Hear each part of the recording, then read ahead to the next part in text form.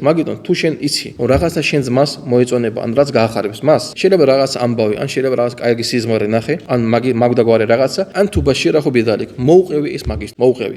მაგიდოს მე არის ზოგიერთი ძმა, რომელიც შეიძლება შენ გიგზავნის მარტო ცუდ ვიდეოებს, სადაც მუსლიმანებს თუათ ეპყრობიან, მარტო ცუდ გიგზავნის. მაგასგან რაღაც SMS თუ მოდი, იცი რომ რაღაცა უკვე ცუდია. მაგასგან გახსნა არ გინდა ამ SMS-ები. ეს არის ძალიან ცუდი ჩვევაც მე. ეს ანიშნავს, რომ ჩვენ არ გვაღეულებს ის რაც ხდება მუსლიმანების სამყაროში, მაგალითად ღაზაში, პალესტინა, ალლაჰმა მაგათ დაეხმაროს, ასევე სუდანში და სხვაებმა ალლაჰმა მაგათ დაეხმაროს. ჩვენ მარტო პალესტინაში ყველა გვახსოვს. მაგრამ როცა ადამიანი მარტო ცუდ ლაპარაკობს, ეს ადამიანის გულში შეყავს რა, ანადგურებს, ანადგურებს ადამიანს. როცა შუმავალი სალალლაჰუ ალეიჰი ვასალამა მოკლეს 60 საჰაბები მოკლეს, ან სხვა საჰაბები როცა მოკლეს, როცა იყო ძალიან დიდი დაკარგვა. სადმე სუნნაში ჩვენ ხედავთ, რომ შუმავალი სალალლაჰუ გამოდიოდა ხალხში და ყოველთვის მაგას ლაპარაკობდა. არა, ერთხელაც არ არის მე. რატომ?